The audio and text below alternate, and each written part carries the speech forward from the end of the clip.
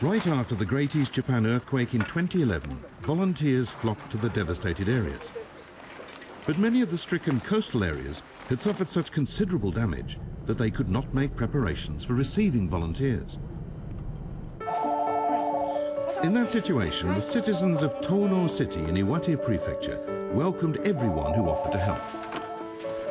通常の2倍の方が応募されているものですから、今現在でもう多分今日の申し込みは100件以上来ているので、We refused to stop and continued accepting everyone.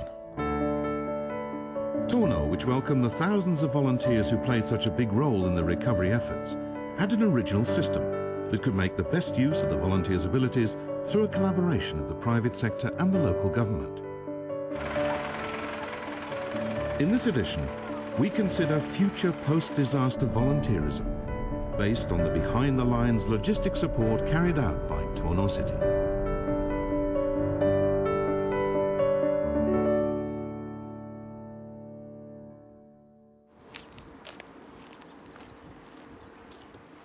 American journalist Roland Kelts visits Iwate to report on disaster relief volunteering. It's 2 years since Roland last visited the stricken coastal areas. It's the power of water. This is shocking. And I've been following this story for years. I've been writing about it. I've visited various areas, but standing here now, it's really shocking. 3.5 years after the disaster, the debris has all been cleared away. It's now very quiet, with no sign of any people. The tsunami wrecked the coastal areas. Large numbers of volunteers immediately headed to the region wanting to help in whatever way they could.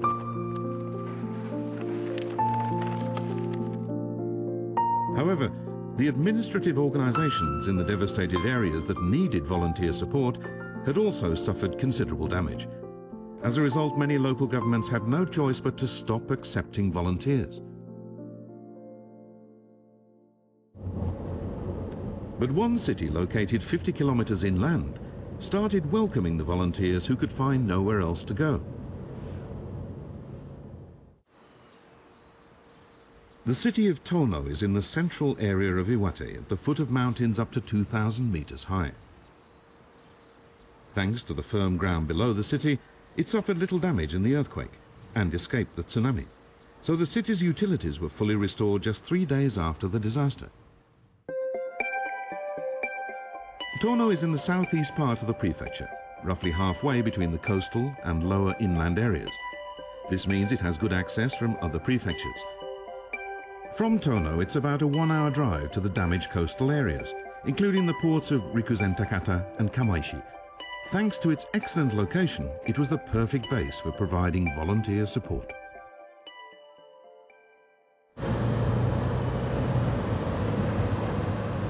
Roland first visits an NPO called Tono Magakoro Network, which was a leader in receiving volunteers at that time.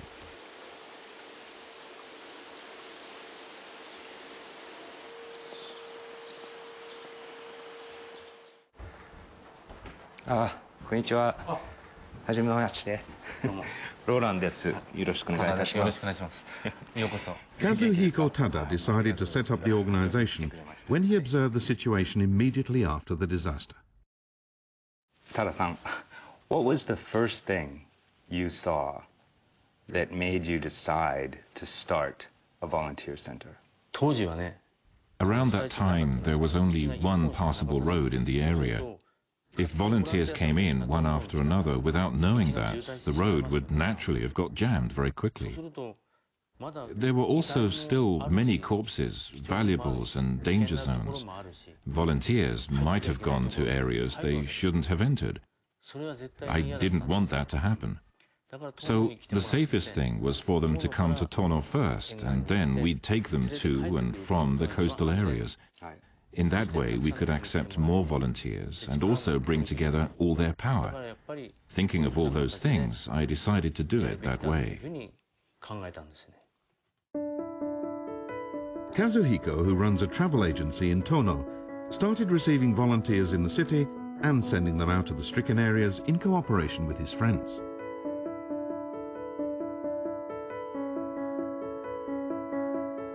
They established a basic policy before launching the volunteer activities.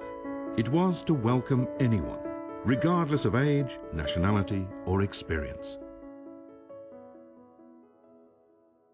When I saw the situation and was wondering what we could do, I realized we were facing a tragedy of such a major scale that individuals could achieve very little. Our only hope was to encourage as many people as possible to come and help us. They created a home page in order to gather as many volunteers as possible and began inviting applications.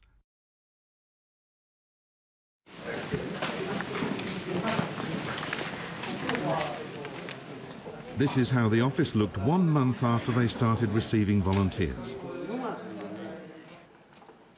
The staff members were busily responding to volunteers who had accessed their homepage and applied to join them.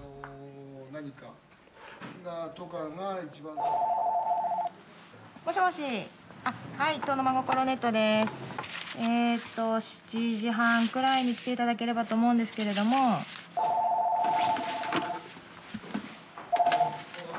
はい、遠野真心ネットです。あ、嬉しいですね。はい。ぜひ来てください。はい。よろしくお願いします。はい。はい、期待してます。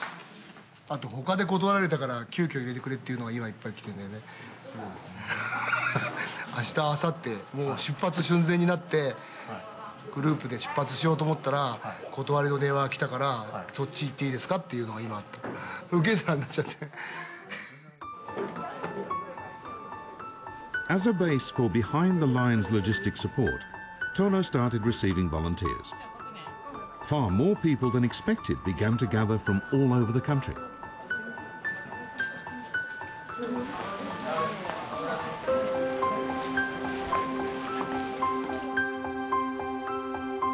Besides local citizens, the Tono Magokoro network involved NPOs outside the prefecture that had operated after the Great Hanshin earthquake in 1995, and the Tono Social Welfare Council, which had already started receiving volunteers.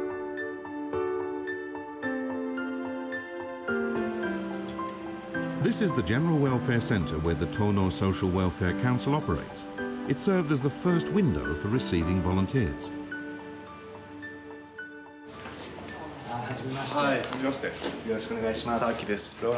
As an official of the Tono Social Welfare Council, Ryuichi Sasaki was the go-between linking the local government and the private sector. Oh, right here? Yes, here. Oh, I see. This was the desk. We laid out tables here, and the staff members did the reception work. Volunteers gave their name and address, and got volunteer insurance before they started any activities. The insurance was a must. Okay. Various procedures were required for the smooth acceptance of volunteers, including the acquisition of insurance. This is where the volunteers from all over Japan would gather every morning. Before they headed off to the stricken areas to work, there was a meeting here. Around 1 month after they started receiving volunteers, as many as 500 volunteers would gather here every day. What is the age range of those volunteers in the photograph? From elementary school pupils to an 87-year-old. Oh my gosh. Wow. Many of the volunteers were participating individually. They didn't belong to any organization, so they couldn't easily find accommodation or transportation to and from the stricken areas. Securing an infrastructure that includes details like that is very important for receiving volunteers. This is the gymnasium. This was where the volunteers slept every night. It was designed for various recreation and sports activities, but for 1 year following the disaster, it served as a dormitory for volunteers. Up to 200 volunteers at a time stayed in the gymnasium at the center.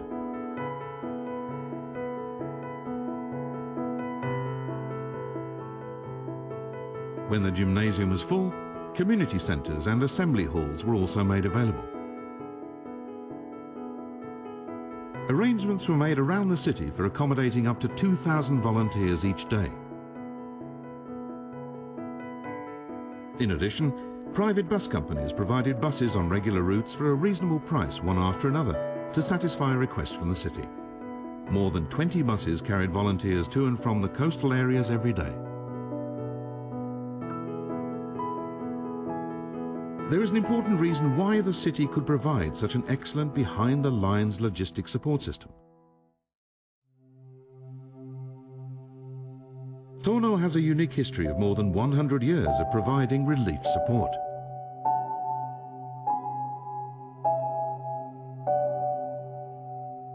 In June 1896, the Sanriku earthquake hit the coast of the Tohoku region. The massive tsunami that followed claimed more than 20,000 lives in the coastal communities, including Kamaishi and Orfanato. The City Museum has a record of the support provided by Tono in the wake of that tsunami.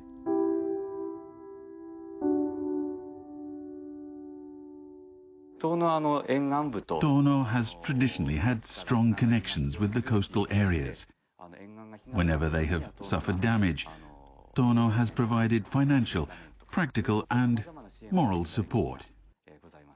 In 1896, a disaster relief headquarters was set up in Tono, and the residents provided accommodation for people who came to offer help. It's recorded that all kinds of daily necessities, including rice and clothes for 6,000 people, were carried on the backs of people or horses from Tono to the stricken coastal areas. That tradition of support has been handed down for the more than 100 years since then. In 2007, 4 years before the 3/11 disaster, Tono improved its disaster support system in association with 9 neighboring municipalities, including Kamaishi, Otsuchi and Rikuzen-Takata. As the base for supporting potentially stricken coastal areas, Tono repeated emergency drills, including the reception of Self-Defense Forces teams and the operation of the overall disaster relief system. It was those efforts that resulted in the effective logistic support following the Great East Japan earthquake. The number of volunteers increased rapidly in Golden Week at the start of May, reaching as many as 11,000. In order to utilize the flood of manpower in the right places, priority was given to building a sense of autonomy. What they did first was to create groups and broadly classify their activities into 2 categories. The hard activities included heavy work such as the removal of debris. The soft activities included cooking and the delivery of relief goods to evacuation sites. The idea was to make the best use of all the volunteers' abilities. We have a mountain of records. These are the registration forms filled in by volunteers as soon as they arrived. Besides their names, they had to fill in details of special qualifications and skills, such as hazardous materials engineer, possess driving license for 2-ton trucks, foreign language interpreter, counselor, and chainsaw operator. They created a system that allowed the volunteers themselves to choose the destination of their activities each day by declaring their particular skills. Those who could drive a 2-ton truck or operate a chainsaw joined a team for clearing debris. Those who were qualified as a counselor joined a team that provided care through communication. People tend to go for activities they're good at or know they're capable of doing. That's a basic point. Also important is a sense of autonomy. To produce results, there must be a feeling of willingness. So we believed it was best for people to make their own requests, and we encouraged them to do that. To help meet the needs of the stricken areas, the action groups were further subdivided. The debris group was divided into a house clearing team and a cleaning team. The care group into a tea team and a footbath team.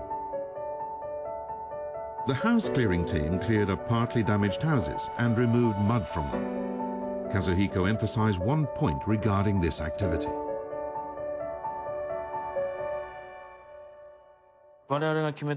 We decided we should ask family members to join us when we were clearing up their house and removing debris. We wanted them to decide on which of their belongings were important. Also, although they'd been thinking it's all over up till then, as their house got cleared up, they gradually felt more encouraged and started to think, it's getting cleaner and tidier, so maybe we can start over again. Even 3 months after the disaster, as the summer holidays approached, more and more novice volunteers were arriving. In order to organize the inexperienced volunteers, a system of appointing leaders was introduced.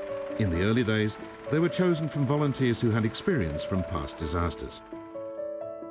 But their availability was naturally limited.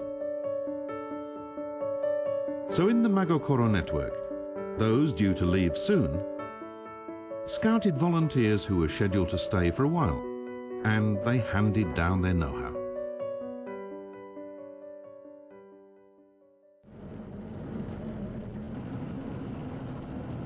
This group of volunteers was heading to Rikuzen Takata.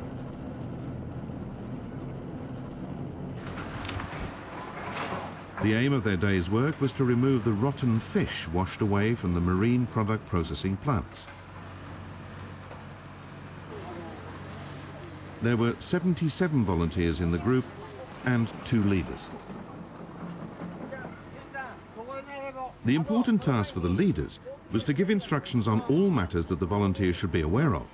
This was essential because many of them had no previous experience.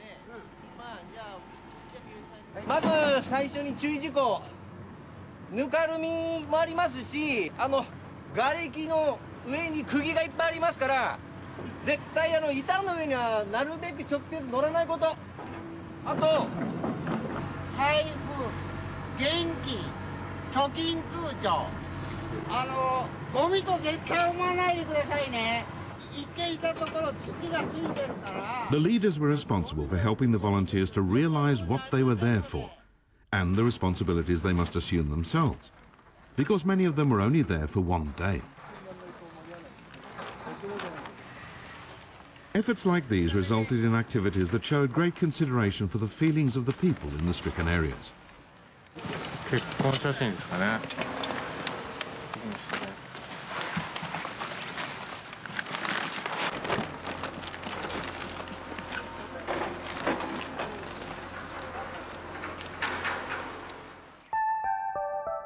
The Tono Magokoro network also decided to set up a caretaker role to help manage each venue and deal with all the daily matters in the volunteers' communal life. But as the volunteers' communal life lengthened, certain conflicts began to arise between the volunteers.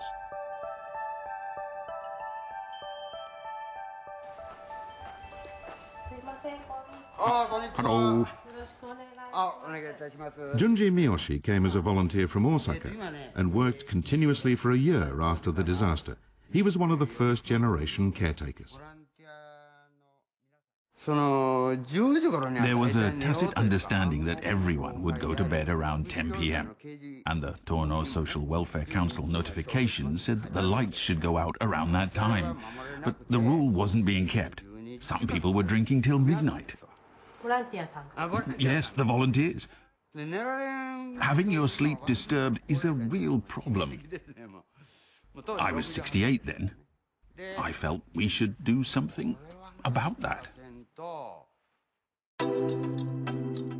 Junji suggested holding a volunteers' meeting. Through the exchange of opinions, they started drawing up rules for the sake of a harmonious communal life. The rule they made as a first priority was related to the lights out and wake-up times so that everyone could get enough rest.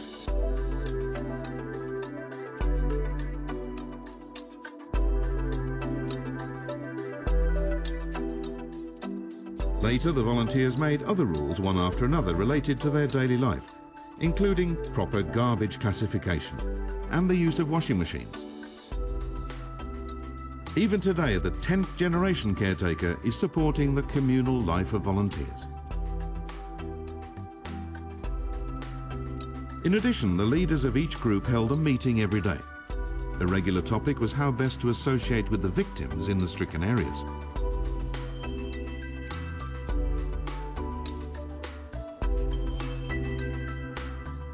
These reports included victims' comments collected by the volunteers, as well as the opinions of the volunteers themselves. They provided topics for discussion. Stories of volunteer failures came up for discussion, such as, while removing debris, I sat down on the foundations of the washed-away house, and the owner got really upset. If a family has suffered a terrible tragedy and some stranger comes and walks around on top of the foundations of their lost home, of course they'll be upset. We came to a mutual agreement that we would never behave like that. At the regular meetings, rules for the volunteer activities were gradually fixed. Treat houses reduced to their foundations with respect. Taking photos is prohibited, even during traveling. Refrain from laughter while working. Listen positively to victims' stories. The reports also included comments from victims such as, "It's stressful to be asked the same questions repeatedly by volunteers," and, "Rather than things, what I want is peace of mind." The provision of footbaths proved to be one good way to help reduce victims' stress.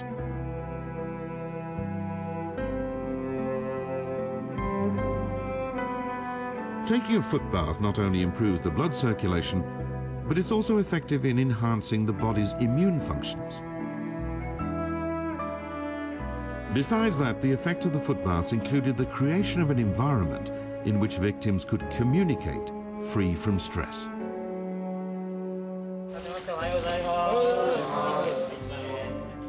Keita Inoue was the leader of the footbath team.